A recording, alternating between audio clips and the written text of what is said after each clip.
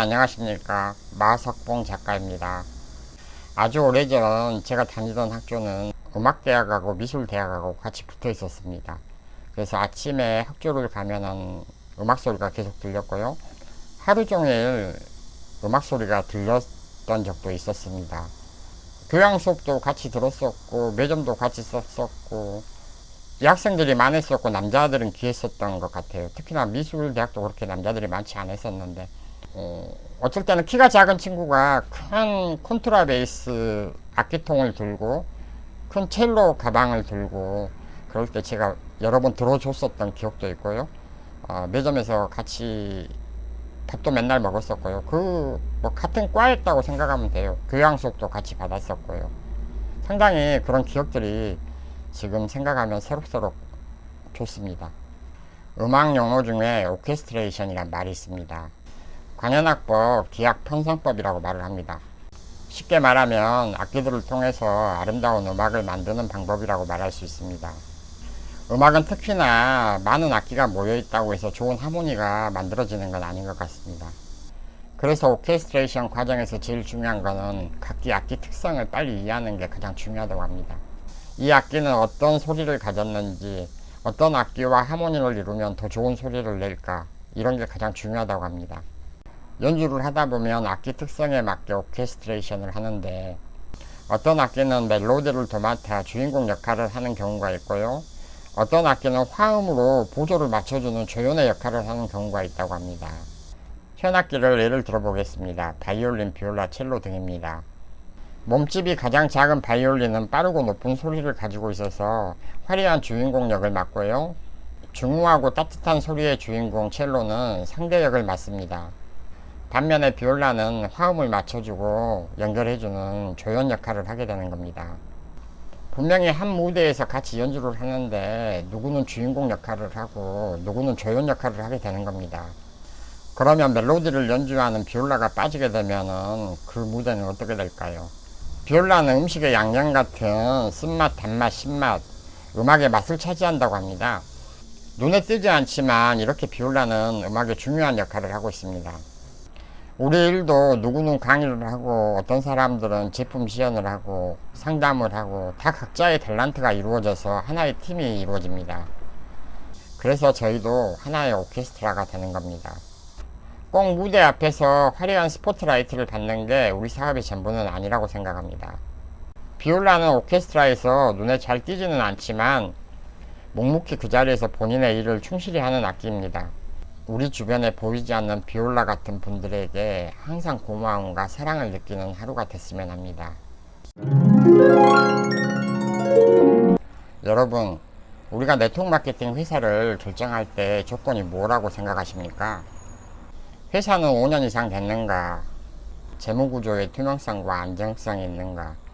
회사는 해외로 나갈 수 있는 글로벌 지수가 되는가? 제품은 독특한가? 기술력이 있는가? 다양한가? 마케팅 플랜, 시대성이 있는가? 합리적이고 공정한가? 교육 시스템이 돌아가고 있는가? 단순한가? 우리 사업은 복제가 돼야 되기 때문에 단순하고 정통성이 있어야 됩니다.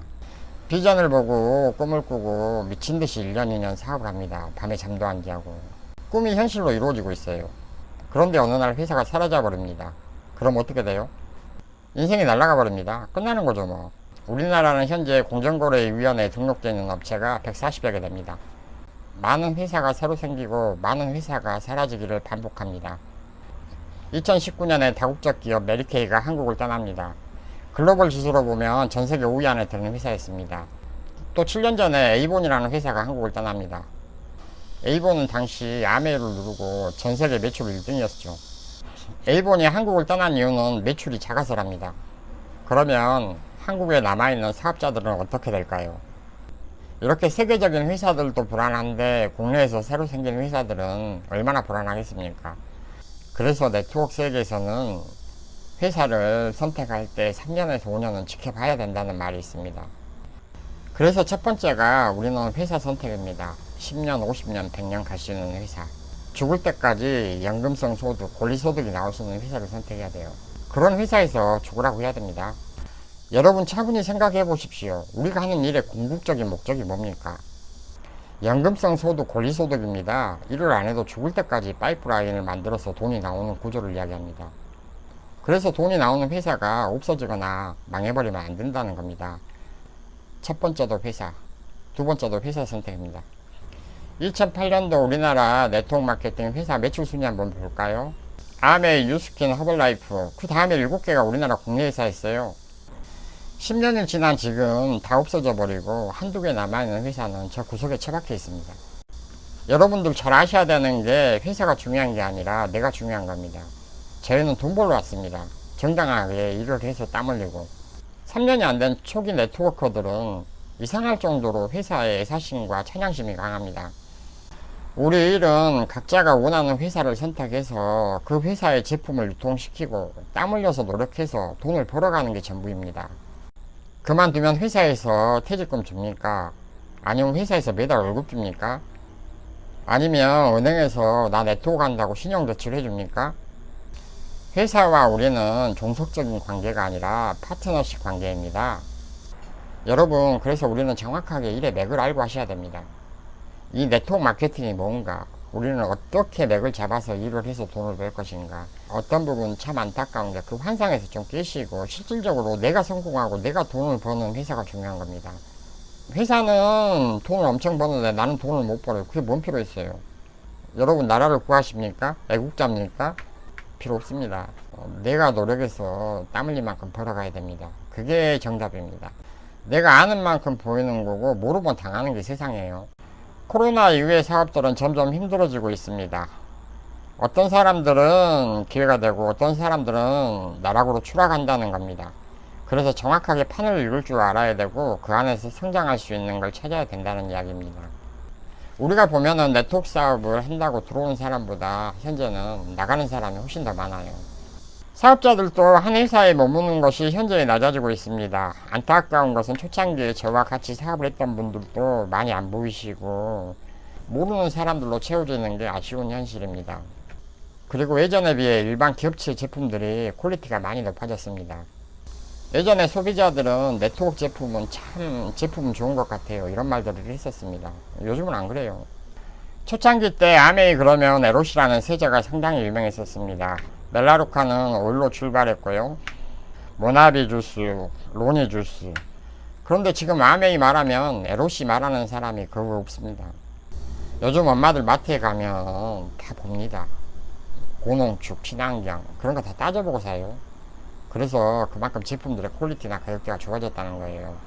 그래서 요즘 나오는 말이 가성비라고 합니다. 두 번째는 제품의 유통 경로입니다. 인터넷 들어가셔서 네트워크 회사 제품 한번 쳐보십시오. 각 회사별로 다 있습니다. 심지어는 본 제품보다 20%에서 30% 더 쌉니다. 여러분, 그러면 우리는 어떻게 해야 됩니까? 그래도 네트워크 마케팅 회사가 일반 유통보다 훨씬 매력적인 부분이 많습니다. 강점도 많고요.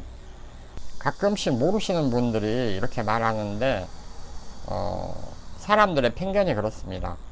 뭐 네트워크 마케팅 다단계 이러니까 회피하고 그러시잖아요. 여러분 정확히 한번 생각해 보세요. 이게 사회적인 인식인데 모르니까 그런 거고, 만약에 사회적인 인식이 아니라고 생각하면 삼성, LG도 할 겁니다. 우리한테는 그래서 지금 기회가 있는 거예요. 아니 5천만 명, 5억 명 다 한다면 우리한테 어떤 기회가 있겠어요. 그런 사람들이 있기 때문에 우리가 돈을 벌 수 있는 기회가 있는 겁니다. 그래서 우리는 전략과 전술이 필요한 겁니다. 여러분, 네트워크 마케팅의 성공 조건은 무엇이라고 생각하십니까? 오게 하라, 머무르게 하라, 성장하게 하라. 이게 네트워크 마케팅 성공 조건의 전부입니다. 괴테가 말했습니다. 꿈꿀 수 있는 것은 무엇이든 이룰 수 있다고. 생생하게 꿈꾸면 이룰 수 있다고 귀에 못이 박히도록 우리는 들었을 겁니다. 꿈이 없는 사람은 불행한 사람이다. 그러나 꿈만 꾸는 놈은 더 불행한 사람이다 라고 에밀 쿠에가 말했습니다. 에밀 쿠에가 말합니다. 나는 모든 면에서 날마다 나아지고 있다. 성공학에서 말하는 생생하게 꿈꾸면 이루어진다. 성공학에서 말하는 모든 이야기를 쿠에니즘이라고 불려지고 있습니다. 꿈과 현실에는 중간에 분명히 갭이 있고요. 그 갭이 없으면 꿈이 아닙니다. 매달 200만원 버는 현실에서 매달 1억을 버는 중간에 성공을 향해 달려가는 과정이 분명히 존재합니다. 수많은 난관을 뚫고 포기하지 않고 끝까지 완주하려면 성공학하고 자기계발론에 답이 있습니다. 머리로는 이해가 되고 이성적으로도 나의 꿈을 이루고 싶은데 몸은 말을 안 들어요. 어떤 사회적 성취도 행동이 이루어지지 않으면 안 된다는 이야기입니다. 그래서 우리는 머리 공부, 마음 공부, 몸 공부가 이루어져야 성공합니다. 꿈과 열정은 목표다. 내 열정, 내 행동, 동기, 인내심을 갖도록 하려면 반드시 비전이 필요합니다. 비전은 목표로 안내주는 지도 나침반입니다. 목적지로 가는 방향을 제시해 줄 뿐이지 가는 도중에 어떤 장애물이 있을지는 모르는 일입니다. 나침반을 들고 제일 먼저 해야 될 일은 내가 지금 어느 위치에 있느냐가 제일 중요합니다. 내가 있는 지점을 지도에 찍고 나침반을 보면서 그 방향으로 가야 갈 수 있습니다. 그래서 우리 사업은 내가 지금 어느 위치에 있느냐가 가장 중요합니다. 우리의 목표는 평생 일을 안 해도 돈이 나오는 권리소득을 만드는 일입니다.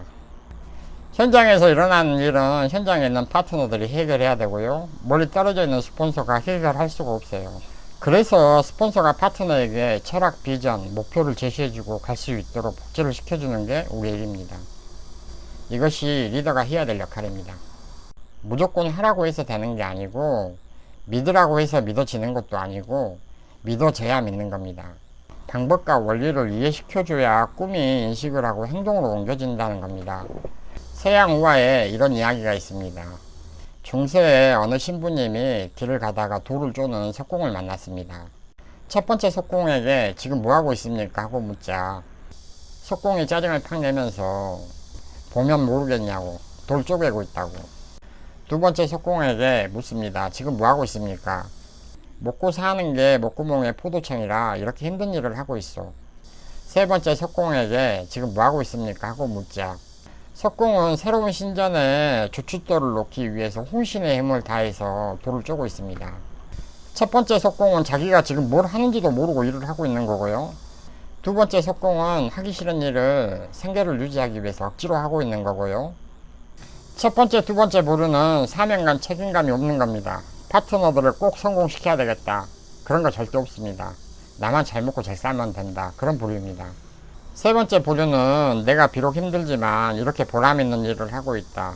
일 자체에서 보람을 느끼고 있는 거죠. 우리 일도 그렇습니다. 혼신의 힘을 다해서 꿈을 꾸고 비전을 보고 평생 꿈을 찾아 움직이는 일입니다. 감사합니다. 마석봉입니다.